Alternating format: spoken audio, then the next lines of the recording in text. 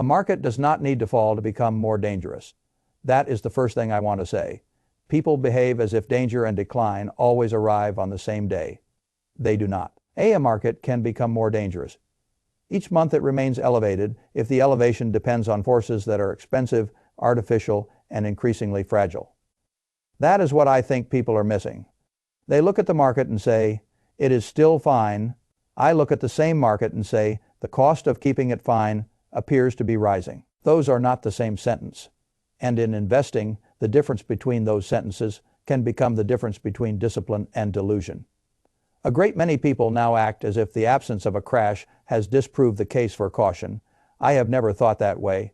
The absence of a crash can mean the supports are stronger than expected.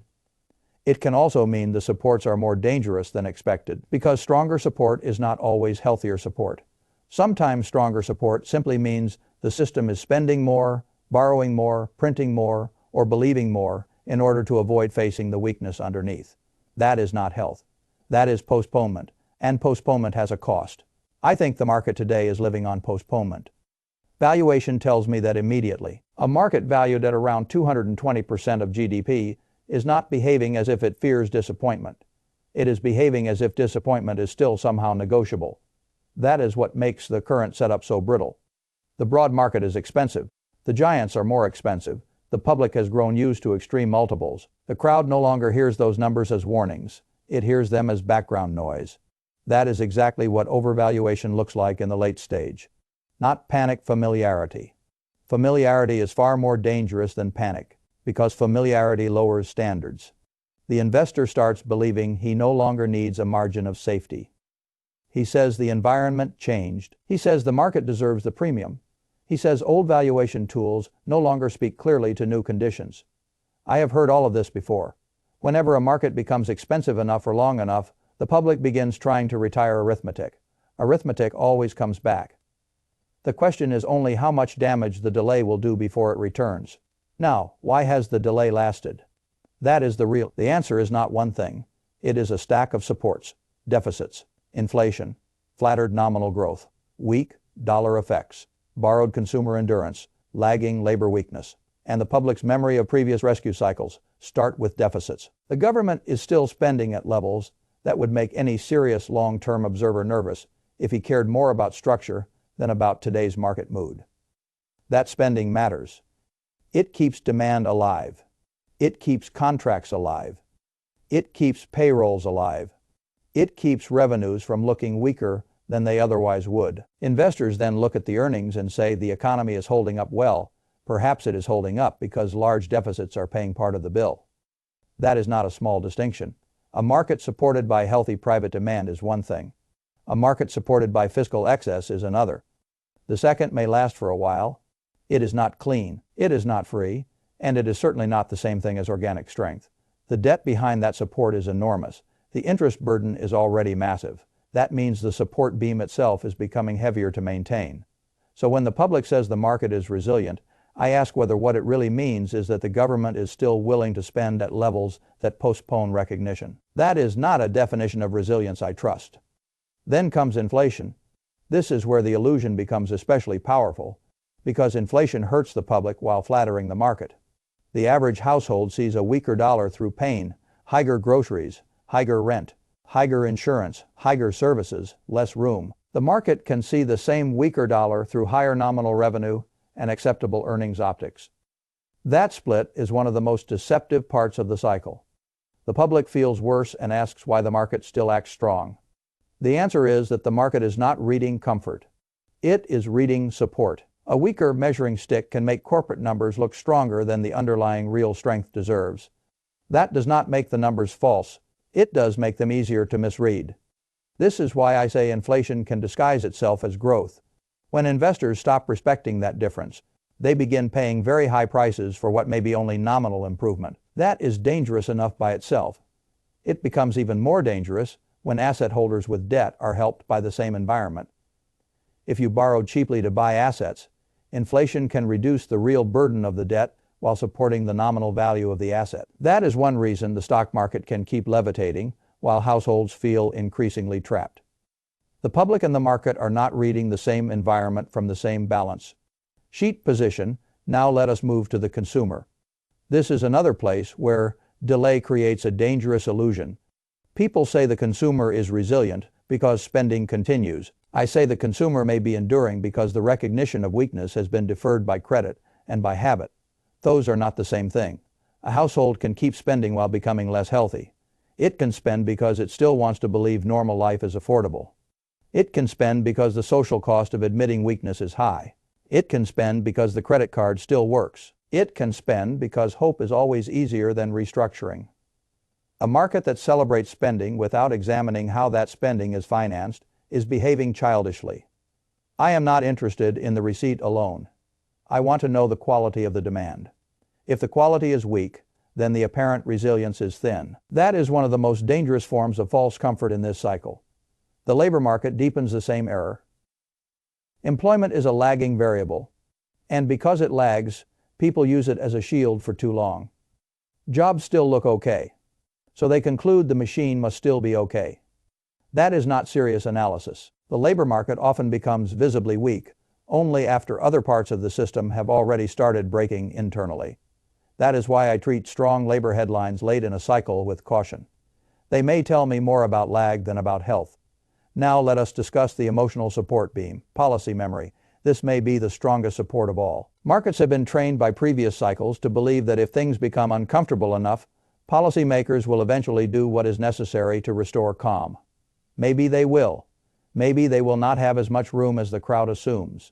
Either way, the faith itself matters. If investors believe rescue is the default ending to every difficult chapter, then they are willing to pay much more than they otherwise would.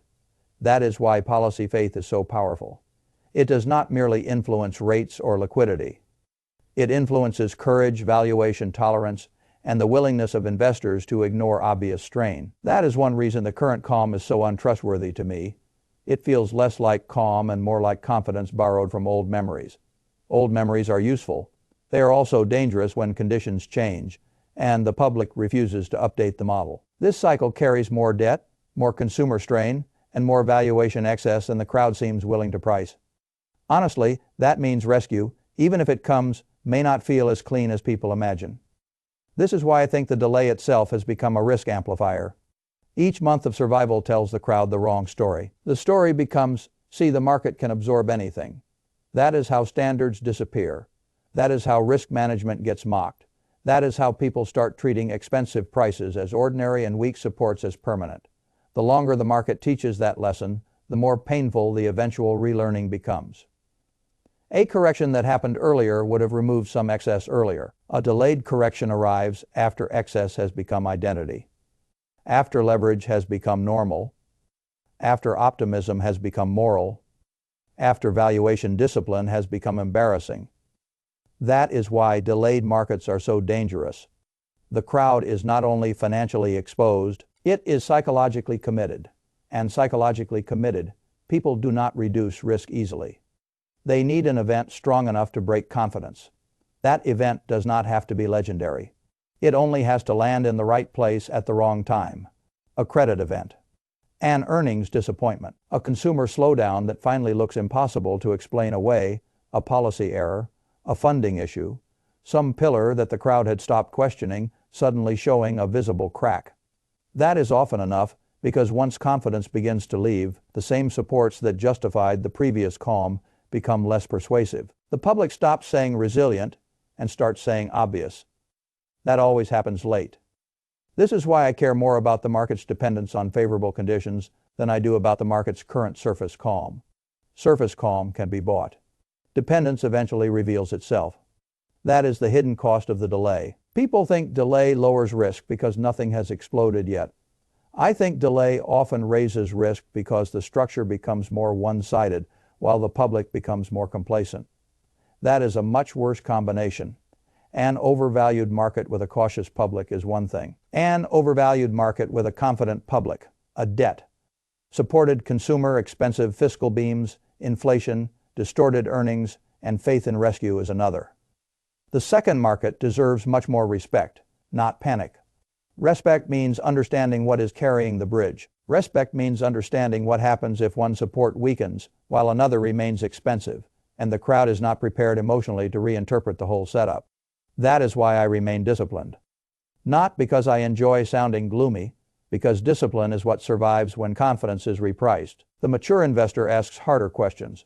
How much of current price depends on fiscal excess? How much depends on inflation disguising itself as growth? How much depends on a consumer that is not truly healthy? How much depends on labor market lag? How much depends on rescue faith? If the answer is too much across too many categories, then the market is not robust. It is merely still being carried. That is the difference I want people to understand. And it is why I say a market can become more dangerous, even while it remains elevated. The elevation is not the refutation of the danger. The elevation may be the result of the very supports that make the danger larger later. The public hates hearing that because it offers no easy comfort. I am not in the comfort business. I am in the arithmetic business. And the arithmetic here says something very simple. The market's calm is expensive. Expensive things do not become safe just because people got used to paying for them. They become more vulnerable if the income supporting them weakens. That is the truth I trust.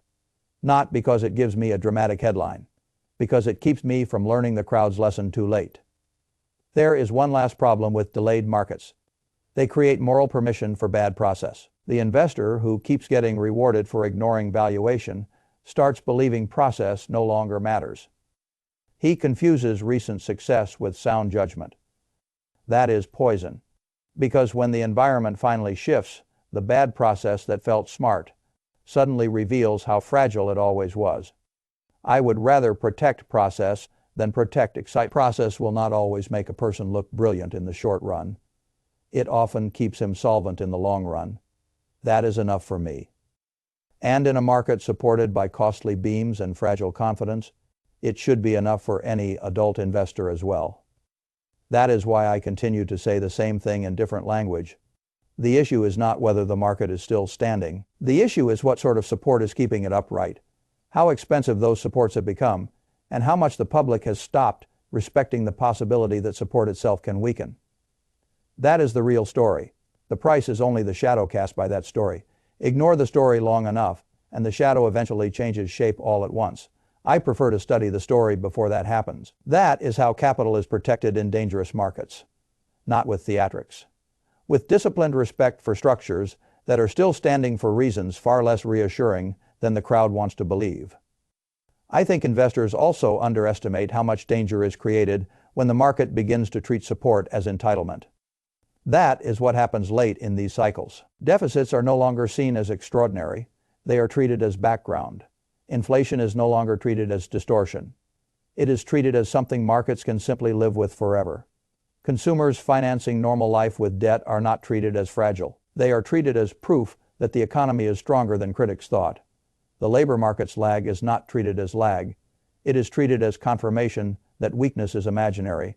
The whole structure becomes morally inverted.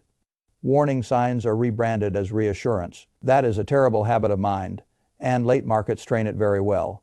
They train it because every month that passes without punishment feels like a lesson. The lesson is not that the market deserves these prices.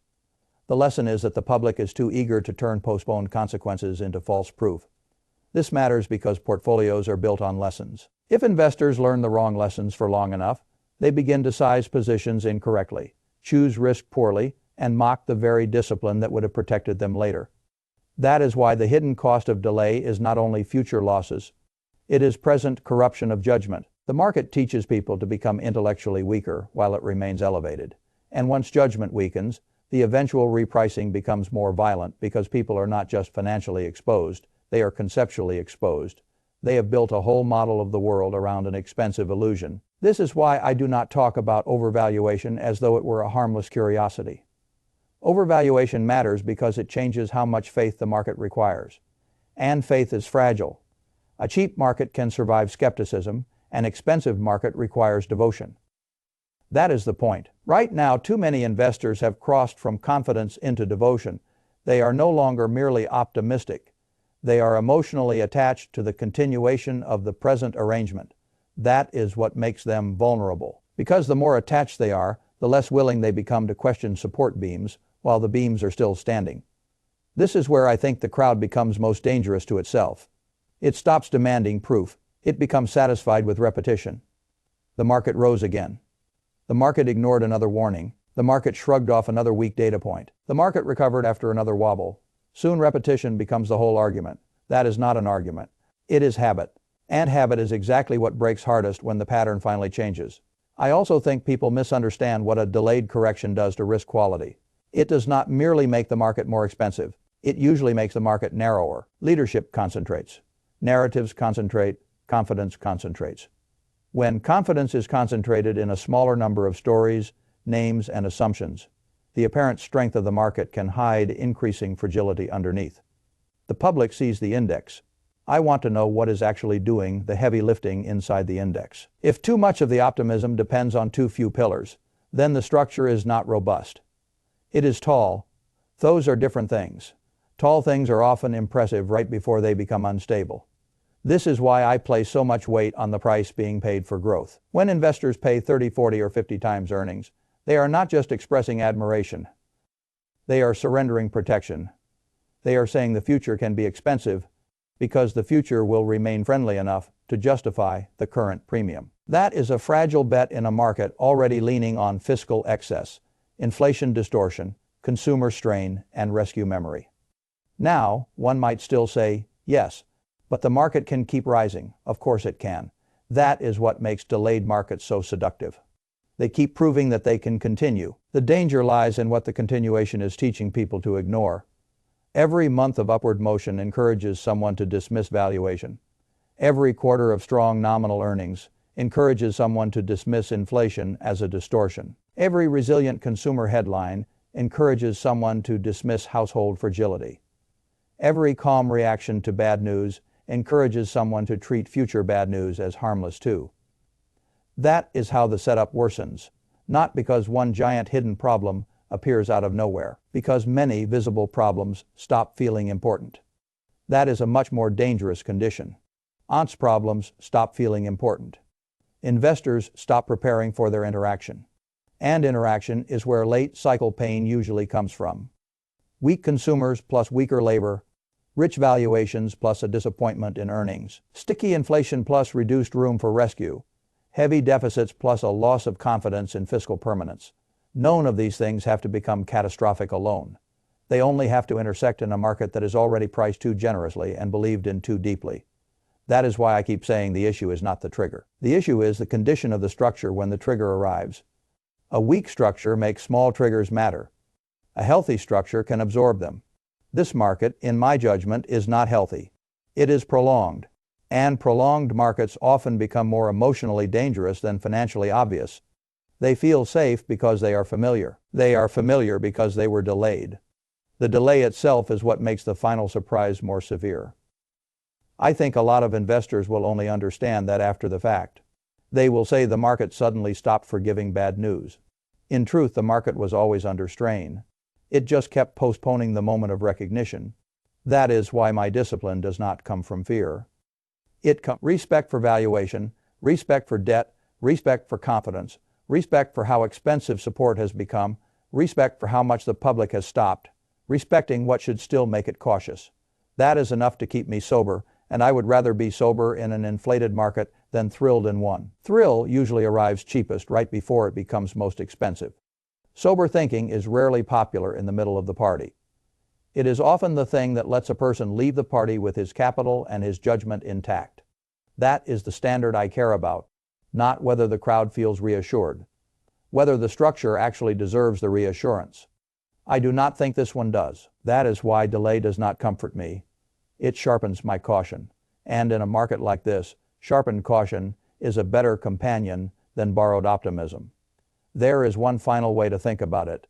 Ask whether current prices would still make sense if the supports were merely reduced, not even removed completely. If the answer is no, then the market is already admitting how dependent it is. That is what I see now. A market that does not require catastrophe to become vulnerable. It only requires the supports to become a little less generous and the confidence to become a little less obedient. That is not the kind of setup I want to treat casually, and it is certainly not the kind of setup I want to call safe, simply because the correction has taken longer than the crowd expected. The longer it takes under these conditions, the worse the lesson becomes. And bad lessons in markets are expensive, usually far more expensive than the public imagines, until the bill finally arrives.